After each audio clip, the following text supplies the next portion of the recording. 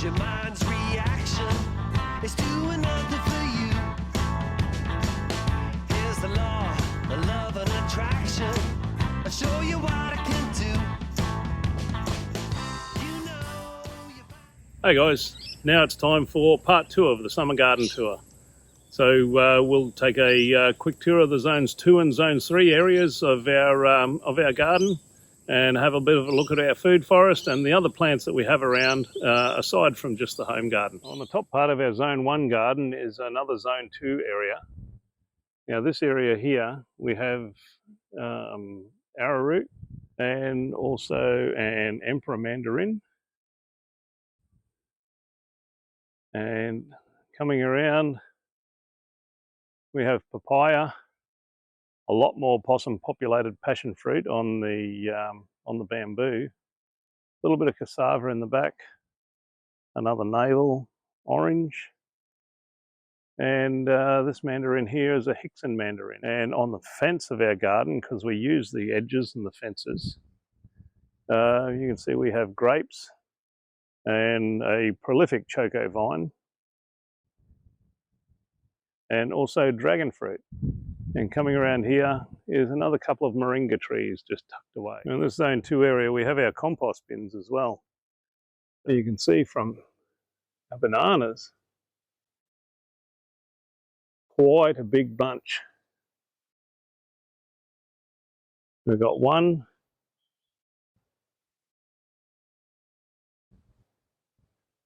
2,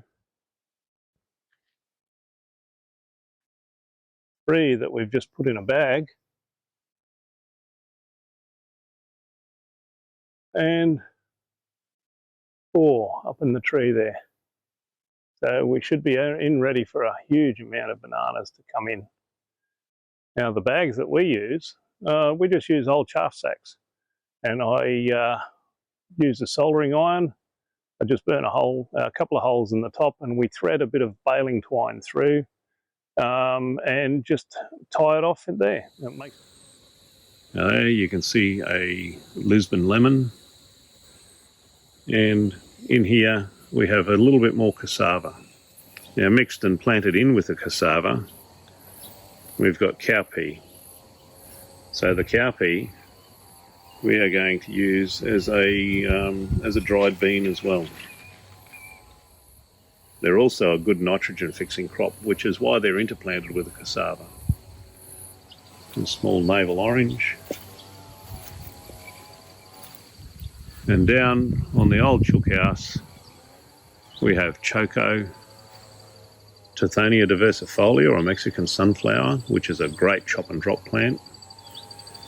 And it looks like the catnip is out in full bloom at the moment. And you can also see we have a variety of chilies all around the place, and grapes as well.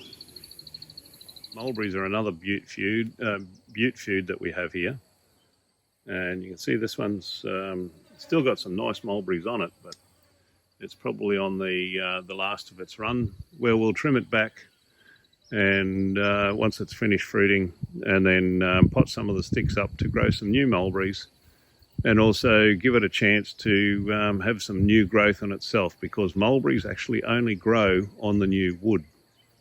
So we trim it back, it gets all new wood, and we get a lot more mulberries.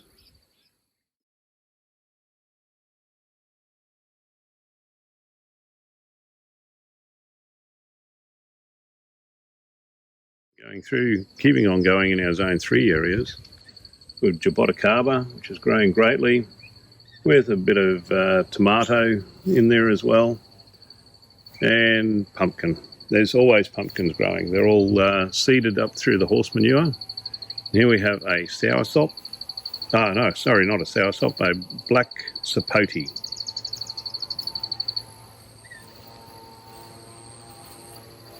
And just using areas here to grow plants up the trees in a true food forest fashion.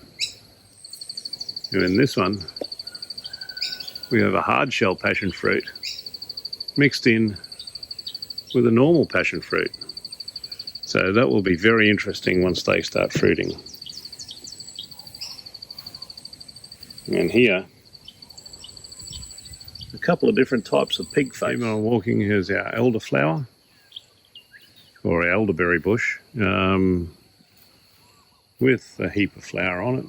So this is only a very, very young bush. So hopefully we'll get some berries off it in the near future. These areas here are cut like swales because the water does flow from down, from up the hill down to here, and the shallow swales are because we're in sand, and the swale is just to slow the flow of the water down and retain it in the ground for these plants. You see here a Burdekin plum, and down below it a mediumberry.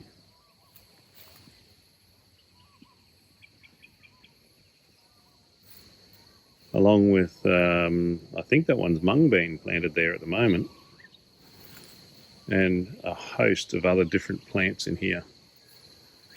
The plants really love to grow with friends. This growing plants on bare dirt and expecting them to do well just doesn't really work. And you can see here we have choco growing up the tree, along with some Malabar spinach. Now this is the green leaf variety. It still has the purple berries though.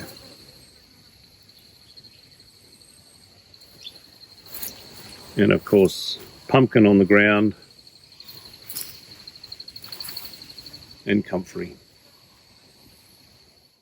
Now this one here is our passion fruit archway. So as you can see, this is just the outside of it. Then we walk around the Fraser Island apple and around the snowflake. And if you look up, you can see all of the passion fruit that have come on and are almost ready to pick. We come down here on a regular basis, purely to try and beat the possums and pick these fruit, usually when they're about that red or maybe a little bit lighter. As we come through, you can see all above there's passion fruit all over. Now to me, this truly represents a bit of a food forest. This is coming into our hugel mound area. So this is our macadamia tree, or one of our macadamia trees. You can see the nuts on there, ready to go. So they're not quite ready to pick and eat yet, but we will get a few off it this year. And you can see this is the white dragon fruit. You'll see the flowers there.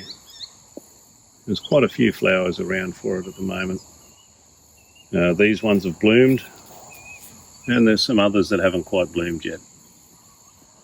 Up above that is our loofahs. So you can see the loofah flowers and the baby loofahs there from the flowers, and also a couple of large loofahs. Now we will let leaves dry out on the vine, then we'll peel them, and you can use them just as a loofah or a sponge in your bath. And down to the left-hand side, there's a bit more cassava, and we've also got mung bean and lab bean, as well as some French and Japanese millet planted as a cover crop in here too. And into the hugel mound, where we have papaya, cassava, pigeon pea, there's corn, there's yellow turmeric growing over there as well, and also a Panama berry into the mix. So the Panama berry is going really strong. We've only just...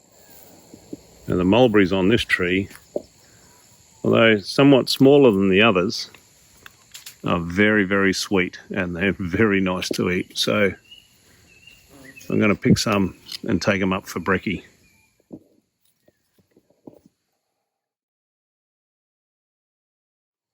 As you can see, we plant sweet potato everywhere. Apart from being a good food crop, it's a great cover crop, and it also keeps the moisture in the soil as well, which is specifically pretty good for this side of things, because this little plant here needs a bit of care and attention, because this is our cinnamon tree. These ones are our dwarf bananas, and you can see how tall they are just by me walking around them, and also now they have a big bunch of bananas on ready to go. There's also another one in here that's just got another bunch happening now too. So you can see up through there. Now with the banana flowers, we'll make a lovely banana flower curry after the bananas have finished sprouting from the flowers. We'll cut the flowers off and then make a banana flower curry out of them. Now this is an area of pink dragon fruit. And you can see the pumpkin running rampant up through the other growth here as well. This is our neem tree, and we have, looks like a bit of a hitchhiker choco vine climbing up the neem tree too. And in this garden is a little bit more comfrey. Comfrey is a great chop and drop plant. And the tree beside it is a graviola, or a soursop, or I think they're called guanabana in South American side of things, with a jaboticaba right beside it. And the bigger tree with the fruit on it here is the small-leafed tamarind. Now the fruit on this makes a delicious tart and sweet jam all in one hit. But we also have some more cassava and a grumachama with some yarrow and a strawberry. On the backside here is a peanut tree, or Staculia quadrifida, I think it's called. Sitting right beside that is a tea tree, but this one is a specific one. This is a Melaleuca linealifolia. This is one of the 2 tea trees that they grow commercially to get the tea tree oil from, along with the big guava, or I think some people might call them an Indian guava or something like that. They're a big yellow guava. And here is one of our moringa trees. This one's put on a nice burst of growth for summer. So we'll be starting to harvest this soon, and then drying the leaves out and making moringa powder. Here we have another banana circle with a bunch that's just a little bit high up for the moment, but it'll lower down. We've planted dwarf Malaysian coconuts. Now these don't grow that tall, but they do produce a bounty of coconuts. So we've got one there, one in the middle, and one on the end. Now these we've discovered, and we've learnt off other people, that they like a bit of a drink of seawater every now and again. So we go down to the beach with a 10-litre jug, fill it up and bring it back and give them a little bit of a drink. It must give them the minerals that they need to grow well. Well, I hope you've enjoyed our little bit of a garden tour, guys, and just take you on a little bit of a trek on what we have through here at the cottage. We grow most of our own food. We do get some dry goods and things like that we buy in, but the whole trick to this side of things is doing what you can with what you've got. So that's what we're trying to do here, and just make it a better place for us and the people around us. Just remember, be as self-reliant as you can, but sufficiency comes from community, and that's been shown through the years past. So thanks very much for watching, guys, and we hope you enjoyed it, and catch up with you soon. Bye-bye.